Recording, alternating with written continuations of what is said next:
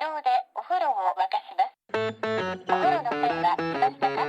自動でお風呂を沸かします。 Hello and welcome to another episode of No Such Thing as a Fish, a weekly podcast coming to you this week from the stand in Newcastle. I am sitting here with Anna Chazinski, James Harkin, and Andrew Hunter-Murray. And once again, we have gathered around the microphones to share our 4 favorite facts from the last 7 days. And now it is time for fact number 1, and that is James. Okay, my fact this week is that Mo Farah has only one Guinness World Record, and it is in the 100-meter sack race.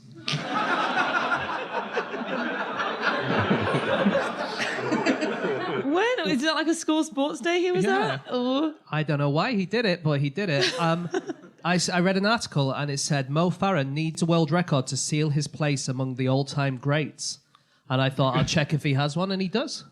He has one. He has one other one, which is a 2-mile indoor run, but that's not in the Guinness Book of Records. But this, in the Guinness Book of Records, this is the only one. And he's about to lose it. What? Really? Whoa. Yeah. There's a guy called Stephen Wildish from Rawton, and Mo Farah got 39.91 seconds for his 100 meters, and Stephen Wildish has already got 28 seconds. Okay. But unfortunately, 2 weeks after he did it, he got a letter from Guinness saying that to get the world record, he needed a 50-kilogram sack, and his sack was only 30 kilograms.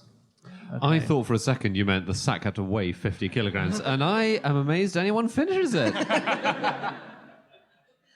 So anyway, I got in touch with Stephen Wildish, and he's going to repeat his attempt next week, and he's really confident that he's definitely going to do it. And so that means that by probably the week after this goes out, Mo Farah will have no Guinness World Records. Oh, so we snuck in right at the, this definitely needs to go out this Friday, James. What's the speed that he managed to clock in for the record? So Stephen managed to do it at 28 seconds for the 100 meters. So Yeah. a normal 100 meters for Usain Bolt would be just under 10 seconds. So, it's not that fast, but it's quite fast. Yeah. And I asked Stephen why he was so much better at the sack race than Mo Farah.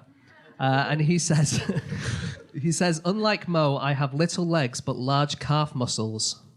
And I asked him if he has any inspirational words for the people of Newcastle. And he said, inspirational words, always check your sack. Very good. A wise So- man. That was good advice. So Mo Farah, you're saying, has the Guinness World Record for the sack race, but he also has... But he does have a world record. He just has one other world record, but it's not a special Guinness one. It's just like just the IAAF or something. Yeah, like but that. it's a world record. I don't think like when Usain Bolt gets an Olympic world record, they're going, yeah, that's not a Guinness World Record, is it? Surely that's more. I see what you mean, but it is. I mean, it's the 2-mile indoor run. Yeah, I mean, I'm not putting him down, but why is that Yeah. any different than an outdoor run? It's more impressive, really, to have a 2-mile long building, frankly.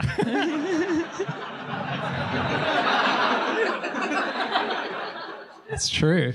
It's weird though, because on the Guinness record page for running records, they've really bumped him up, haven't they? Like he's in the top 4. I think his 4th one down is the sack race. So like number 1 is fastest male marathon, number 2 is fastest female, number 3 is first to get 3 records at the Olympics, and number 4 he sneaks in there with a sack race.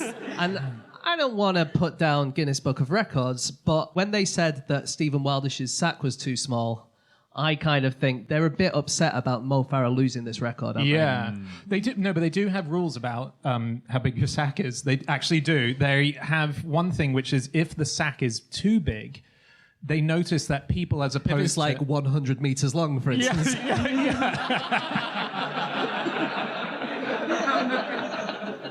But that's the main issue, really, because obviously in a sack race, you're hopping everywhere. If you have a slightly larger sack, people actually run inside the sack in order to get there, and that builds up speed in a way. You can that... kind of run, you can put your feet into little corners and do a little kind of wiggly run. But the thing is, it used to be in the 19th century in America that each college would have their athletics team, so they'd have a javelin thrower and a 100 meters runner, but they would all also have a sack race guy. And this was quite a big deal. And they would train and they would really try and be awesome at the sack race. And some of them would hop and some of them would run with their feet in the corners. And the hoppers were usually better. And the thing is that they came up with a technique of really hopping as far as they could. And it was quite ungainly. And sometimes they'd fall over. Okay, but they were so good that when they fell over, they sort of did a little somersault and could get back on their feet immediately, and they virtually lost no time whatsoever. Oh, wow. Like Andy's anal thing that he was talking about earlier. Sorry? So for the people listening to this podcast on Friday... And I would hope you'd edit this bit right out. Not a chance. There's a new robot. No, we don't have time for this. No, we don't have we time. do. We don't have time. No. People can just imagine what you were thinking about. Okay. Do you know there's a 100 meters on all fours world record? Is there? And it's 15.71 seconds. That's fast. It's really... they are unbelievably fast, the guys who do it. It's so good. So it's the same man who's broken the record 4 times since 2008. He's a Japanese guy, and to practice, he mops floors on all fours, which is fun to say as well as to do. How does that help in practice? I think he just gets habituated to being on all fours all the time and moving around, and he's less likely. But it's misrepresentative of the actual purchase you can get on the ground. That would be more useful if he was ice skating, because then you have the slip of a... It's like training at altitude, isn't it? Because if you can do it on a slippy floor and then you get on a proper road... Yeah. He's not wrong. Yeah, he's right. He's right. These stupid sports, like sports day sports, used to be more difficult. Stupid sports? You know, sports that are for the people who aren't sporty at sports We've all got day. a list in our head. Pole vaults on mine. Pole vault's a stupid sport. Stupid sport.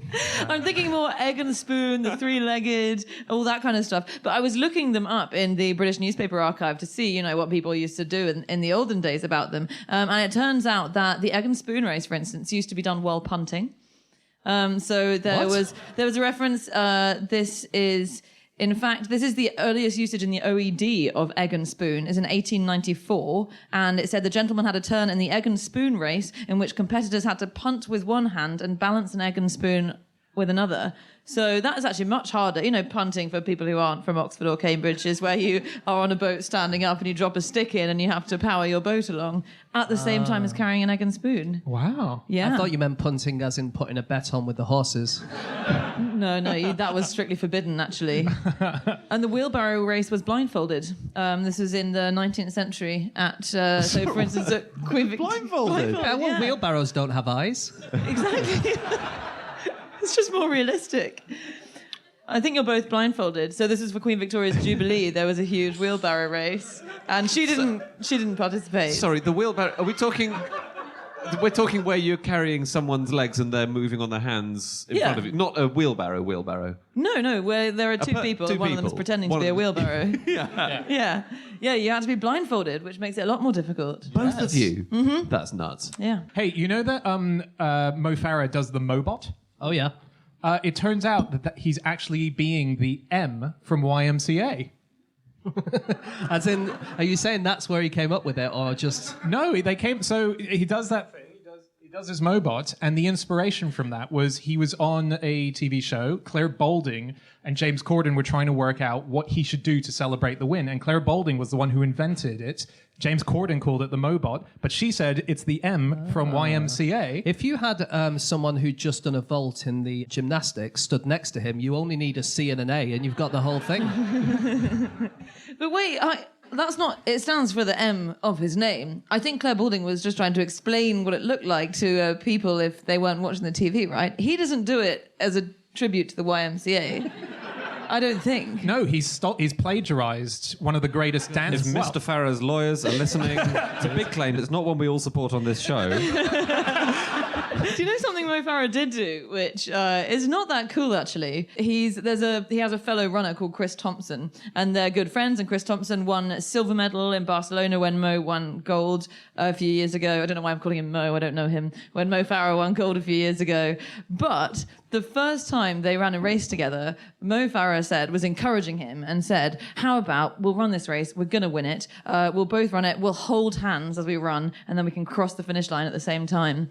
And so they did it, and they held hands for the full race. And then with 10 meters to go, Mo Farah let go of him, pushed it aside, and sprinted ahead to the win. Oh. So the 100-meter record for egg and spoon race is... Do you think it's more or less than Stephen Wildish's 28 seconds. 28 seconds. Quicker or slower? Quicker. It is quicker, yeah. It's 16.59 seconds. Wow. But it was set by Sally Pearson, who is a professional 100-meter runner. She's a hurdler, but she's quite famous. And she beat a guy called Ashrita Furman, who you guys might recognize. We've mentioned him before. He has more than 100 world records, mostly in what Anna might call the stupid sports. Triple jump. I've got loads. I can't think of many non-stupid sports. Well, I reckon he must have been pretty annoyed to have lost his 100-meter egg and spoon race because the very next month, he then broke the 100 meters carrying an egg and spoon in the mouth record. Whoa. Didn't even know that was a sport. I suspect it probably wasn't. Do you know that school sports days, a regular feature of them used to be the pillow fight? And Now that's a sport. that's... How do you win the pillow fight? I don't know. It didn't actually say. So I read this article where when it was just announced. We used to play in Australia for sports. You would sit on a big wooden pole and you'd each have a pillow and you'd try and whack each other off. Sorry. I wasn't aware you had such a traditional education, Dan. Okay, it is time for fact number 2.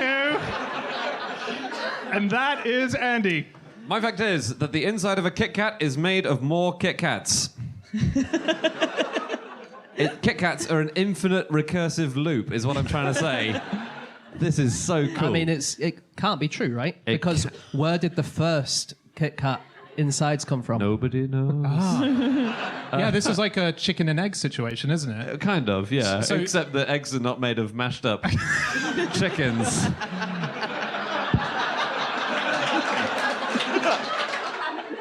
Yeah, no, it's kind of like that.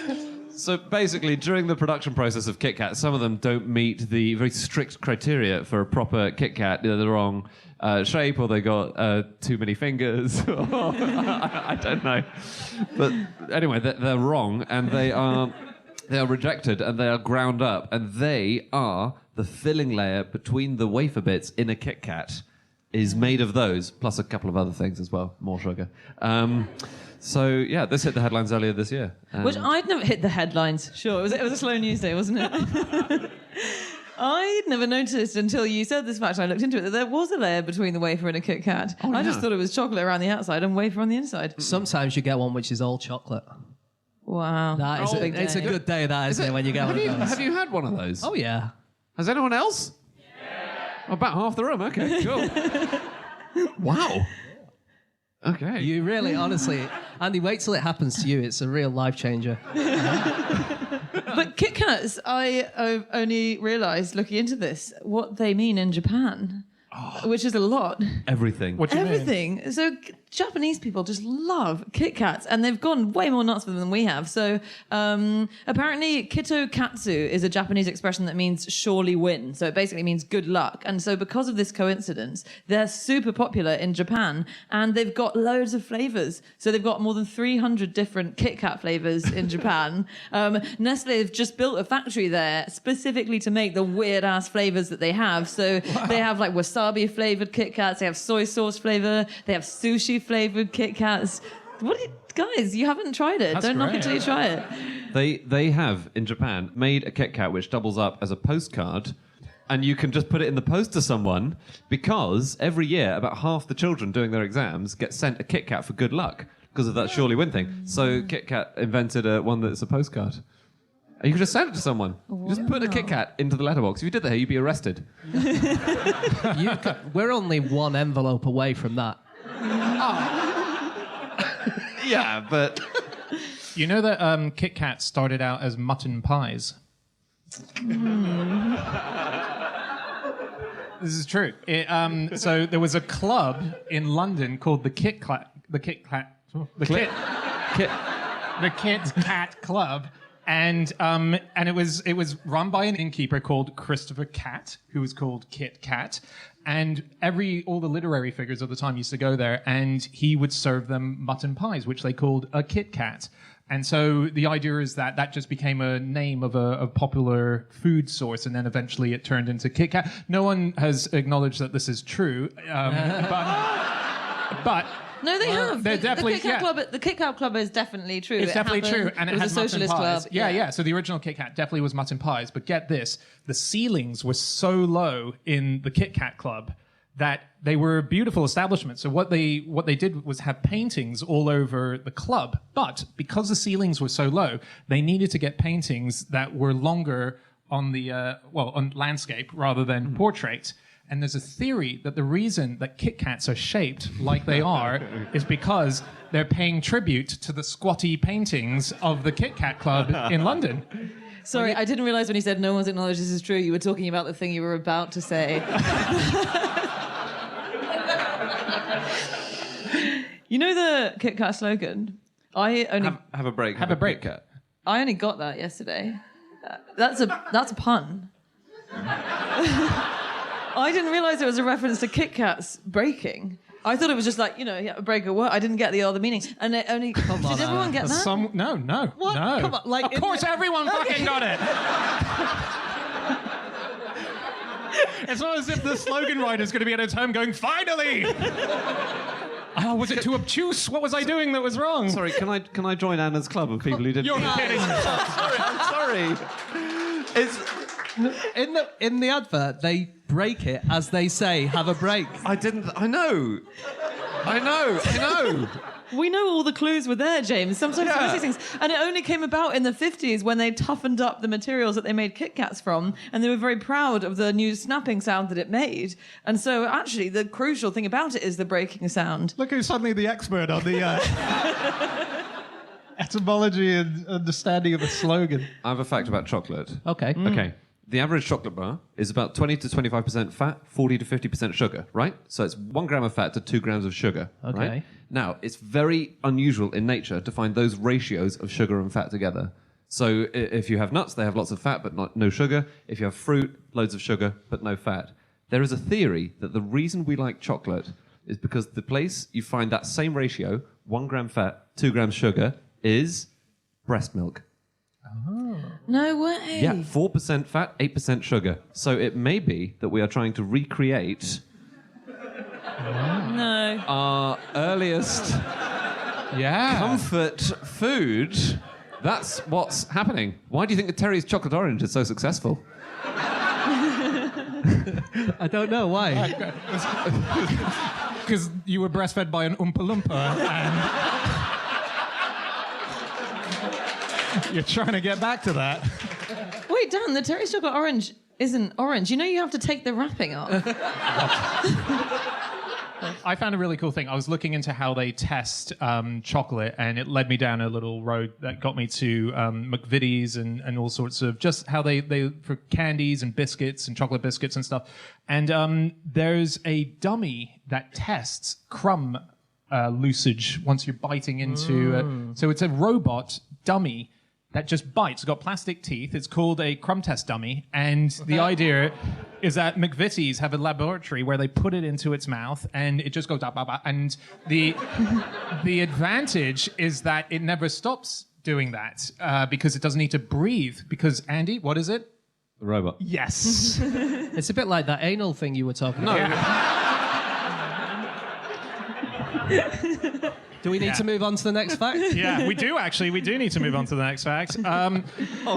Sorry, Andy, to cut you off again. I'll try to get to it before the end of the show. And now it is time for fact number 3, and that is Jasinski. Yeah, my fact this week is that the first hamsters to come to the UK arrived in a coat pocket. Oh. I know.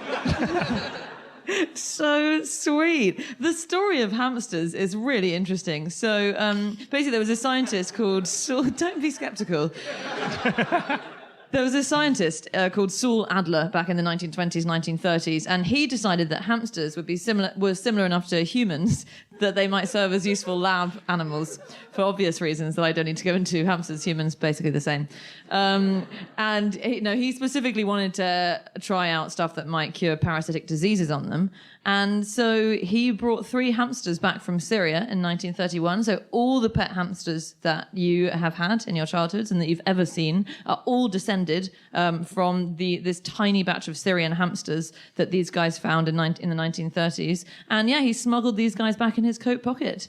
And didn't he smuggle them? I might be thinking of a different person, but didn't he smuggle them back in the coat pocket because they ate their way out of the box that they were in? Yes.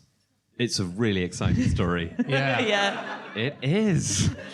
No, they got a dozen, didn't they, to start? Yeah. They had 11 and a mother, and then the mother killed one of the babies, so then they had 10 left. Okay, fine. And then half of them escaped and had to be recaptured, and then they put them in a wooden box and they chewed through that and then were recaptured. It's like The Great Escape, but with hamsters. And that was with the guy was called Israel Aharoni, wasn't he? Yeah. He was the guy who was determined that he'd get these hamsters, and it sounds like his life depended on it. When these 5 escaped, he was absolutely devastated. He said he was shaken to his depths. And imagine, when the mother ate her children, and then he had 3 left, and then I think one sibling ate another, and then he had to mate the brother and sister, didn't he? That were left. So they're all products of incest. No. All your childhood hamsters. Yeah. Incest. That's actually one of... All of them. That's one of the reasons they're so useful, because their similarity to humans is genuinely because they're very susceptible to heart disease, hamsters, as susceptible as humans are. So that's why they're quite good to study. And the reason they're susceptible is because they're all very inbred. Really? Yeah, apparently so. Wow. The thing is about hamsters is it's really weird why they become popular pets, really. Because they only live for a couple of years. Tick. Yeah.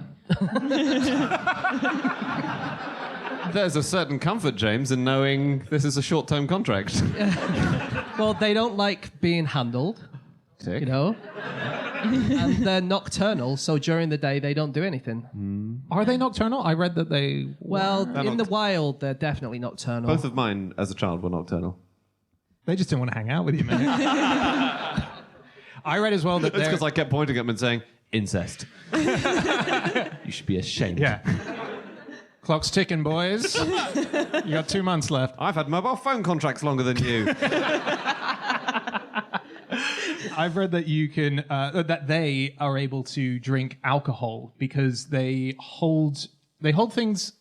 What is it? They hold stuff in their cheeks for so long, and then they hoard them, and they don't eat them till much later. But then it ferments and it turns into alcohol, and so they've had to turn their digestive system into one that can just down booze really quickly and not die, which a lot of animals can't do. And so these they're are the like Syrian... someone from Newcastle, basically. Yeah. Risky. Their pouches are amazing, though. Their cheeks stretch back to their hips when they need them to. What? Yeah, they basically go and run down the whole length of their body, and they switch off their saliva glands to stop themselves accidentally metabolizing the food that they want to store. So they stop making saliva until they feel hungry, and then they start making it again. I read one thing that said that they can put enough stuff in their cheeks that will make their heads triple in size. What? But I looked at the size of the hamster's head and did a bit of working out, and basically it's the equivalent of me fitting a large tin of paint in my mouth. And ladies and gentlemen, for our finale tonight. I think that's why they were called saddlebags, right? So when they first went to Syria to find them, they realized the Arabic word for them translated as Mr. Saddlebags. That's what they called hamsters. But I'm not sure why, but I assume that must be it. I think that is it. Yeah. Have you heard of America's Hamster King? No. He's cool. He's a great guy. He's the guy who popularized the hamster across the whole of the USA. He's a guy from Mobile, Alabama, and his name was Albert F. Marsh. And so I think in the early 50s, but I might be wrong, might be 40s, he took one hamster on as a payment of a $1 gambling debt. That was how the debt to him was paid off, in a hamster. Right. And he must have got another one from somewhere, because he then bred them. But within 3 years, he was making the equivalent of $1.8 million a year just from sending hamsters out to people. And the way he built this business, it was a huge business. He can't have been making that much money. How much was he charging for made hamster? I think he charged about $1 million? $9. No, it was about $9, which would have been a lot more then. But this is incredible. So he built the business up and he made it absolutely massive really quickly. And his shipping method was to send a hamster to the address you wanted it sent to in a coffee can with a potato. And the potato was for it to eat and drink along the way. And it would arrive and you would have a hamster and then no potato in a coffee tin. That is worse than Ryanair food, I gotta say. One potato. Come on. I was reading that, so the idea of him bringing this these bunch of hamsters in his coat pocket, I suddenly thought that's, the idea of like smuggling things in. I think I slightly misread the fact thinking it was smuggling in, but so I looked up smuggling and that's where we're going now. But I was a story that happened just this year and I'm so upset that it's not made it into the book because it would have been perfect. A woman was arrested in Venezuela after several guards caught her trying to break her boyfriend out of jail by smuggling him out in the suitcase that she brought in with her. So she went in with her daughter and she just had, I've just got my suitcase with me. And during the visit, while the guards were away, she opened it up, he got inside, they zipped him up, and then she tried to just walk out again with him. And she got quite far, but then she started struggling with the suitcase. And so they laid it down and they opened it up, and inside was a squished boyfriend who... Yeah. That is not the only person in suitcase crime story that has from this year? From this year. No. Yes. Wow. In the news last week, there was a guy, I think in India, who was arrested because he had been committing crime by getting himself loaded into luggage holds in a bag, and then he would get out of the bag, rob all the other bags in the luggage hold, and then get back into his bag. No! Yes! Wait, how could he fit everything in his bag with him? I think he might have just left at that point. I'm not sure. Okay. Well, he might have just stolen small things. But imagine on that carousel if you accidentally pick up the wrong bag and there's a small Indian man Is in this there. mine? No, that's not mine. All right, let's move on to our final fact. Okay, it's time for our final fact of the show, and that is my fact. My fact this week is that an effective way to treat snoring is to regularly play the didgeridoo. This is been done. It's been proven by scientists to work. No less annoying for the partner, is it? When you come home, you're like, darling, I've got fantastic news. I found a cure. I'm just going to constantly play the didgeridoo for the rest of our relationship. Instead of sleeping, I will be in bed next to you playing the didgeridoo. You won't even notice any snoring. Yeah, no, they did this as a test. They had 25 patients who all suffer from chronic snoring. They're 18 years old onwards, so they usually snoring affects people much older, but they wanted to start at a younger age. And they had them all practice a didgeridoo for 5.9 days per week. That's how it worked out. For 25.3 minutes per session. And they found a remarkable recovery process of the nasal passage for when you're sleeping, that you no longer were snoring either as intensely or at all. So if anyone here in the audience is a snorer, get yourself to Australia. It's a bit expensive. That's where they sell them. And yeah, start playing. So I found out about this a few years ago. I went onto the QI forums, which is where we do the research for the TV show. And I looked for didgeridoo, and it turns out I posted about this in 2006. Yeah, which is when the report came out. Yeah, and I suggested a question for QI, which was, how does Rolf Harris sleep at night?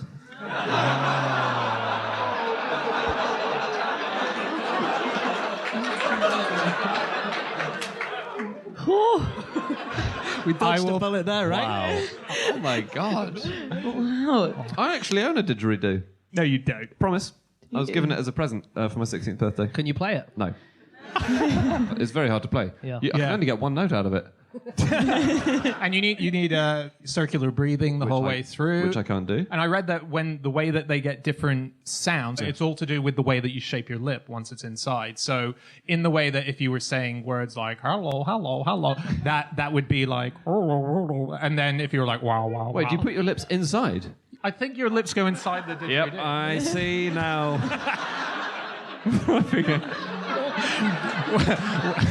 Because it stretches the mouth unbelievably. How do these guys do it? This explains my short-lived trumpet career as well. But it it is a circular breathing, right? That means it can cure snoring. Is that the idea? Yeah, I'm guessing. I yeah. thought it I also think it just is. seems to strengthen your whole respiratory tract. You know, it just makes everything stronger in the whole Yeah. threat Yes. department. Yeah. And snoring is very problematic. Apparently, a third of people in relationships cite snoring as a problem in their relationship. Third. In Finland, maybe they snore loads. in Finland. I have snoring. Bad. I have bad snoring. And talking. And I talk to my wife about it every morning because I'm like, was it bad last night with my snoring? And Was it bad for you last night? and she's like, no, I really like it. It's really God, you're a lucky man, aren't you? or I've married a freak. I don't know what's going. But she says because it's consistent, you know, it has a rhythm. It feels like, you know, you're out at sea, or, you know, there's a. I think I have a very pleasurable snore. Did you know that she is suffering more than you are, probably? So when snoring is cured, people's partners' quality of life improves more than the snorers' quality of life. And apparently the partners of snorers wake up on average 21 times an hour. What? In the night. Yeah. Like a little bit, you know, like you semi-wake up and then you fall back to sleep. So have That's some pity. amazing. Well, no, it's about didgeridoos. but it is about didgeridoos. All right, didgeridoos. This is just a story that was in the BBC news website. It's from a few years ago. It's from 2004, and the story is: a Thameslink train driver caused 2 terror alerts when he mistook a didgeridoo for a grenade launcher.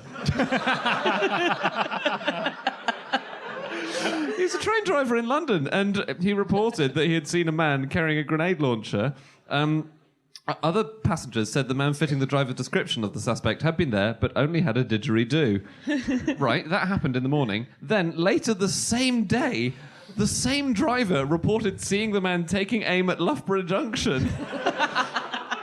And the terror police said, this time we found the man with the didgeridoo. And he added, the driver was quite right to inform us about what he genuinely thought was a terrorist threat on both occasions. Which is, you can't really say anything else, can you? If you're an idiot, don't phone in. You can't say that. He must have been so annoyed the second time calling saying, I can't believe you guys were irresponsible enough not to catch him the first time round, and I'm having to tell you again. The traditional mouth-launched grenade launcher. I was trying to work out, actually, because didgeridoos, obviously very long, very wide, how they hollow out the inside of a didgeridoo so that you get it hollow. So I started Googling it and couldn't find anything. Oh, Right. Termites do it. Oh, really? Yeah. They train termites to no. No, they're kind of naturally occurring, aren't they? So you get a big bit of eucalyptus, and the termites live inside, and they eat all the inside bit, and then you can cut it off, and you've got a naturally occurring. So you have to wait for a didgeridoo to naturally occur before.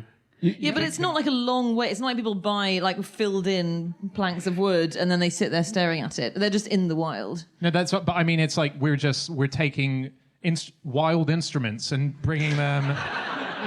Like we're not even making them. We're just finding them in the wild, taking them from their habitat, and then sticking our mouth right around the rim of them. Hey, we're gonna have to wrap up in a sec. Have you guys got anything more before we do? There's a bed you can buy. It's like a robotic bed. Oh. Like my Like your anal thing, yeah. We don't have time, Andy. But anyway, this is amazing. It has sensors in it, and it can tell when you're snoring, and then it kind of just moves you very slowly into a better position so you won't snore. Oh. Isn't that incredible? And it also will warm up your feet. So it'll tell if you've got cold feet, and it'll go, oh no, I'm That's going to warm them up. incredible. How can it tell? Oh, they're clever robots, aren't they? Yeah. Mate, they're doing somersaults inside you. They are. That's the robot for listeners. It's a colonoscopy robot. Get the word out. We don't have time. Okay, that's it. That is all of our facts. Thank you so much for listening. If you would like to get in contact with us about anything that we've said over the course of this podcast, you can find us on our Twitter accounts. I'm on @Schreiberland. Andy. At Andrew Hunter M. James. At James Harkin. Anna. You can email podcast@qi.com. Yep, or you can go to our website, which is no such thing as a fish.com. We have all of our previous episodes up there. We also have a book available. It's out on November the 2nd. We're about to give one away to the best fact that we've received from the audience, of which we have picked. James, have you got it? Yes, the winner is at Jess Sarah X on Twitter. And her fact is that the Northeast has the greatest variety of ginger hair in the world with 47 shades. Whoa! 47 Shades of Ginger. That is a book that I would definitely be down for. Okay, that's it. We'll be back again next week with another episode. Thank you so much for being here, guys. That was really fun. We'll see you again. Goodbye.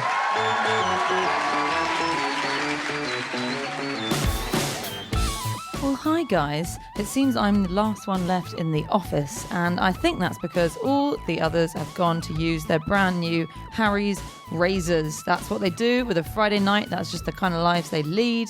And I just wanted to thank our sponsors, Harry's, once again, and say if you do want to support the show and get that trial set delivered to you, then you should go to harrys.com/fish, and you'll get your razor handle and your 5-blade cartridge and your shaving gel and your travel blade cover, and you too can have an excellent Friday night. harrys.com/fish.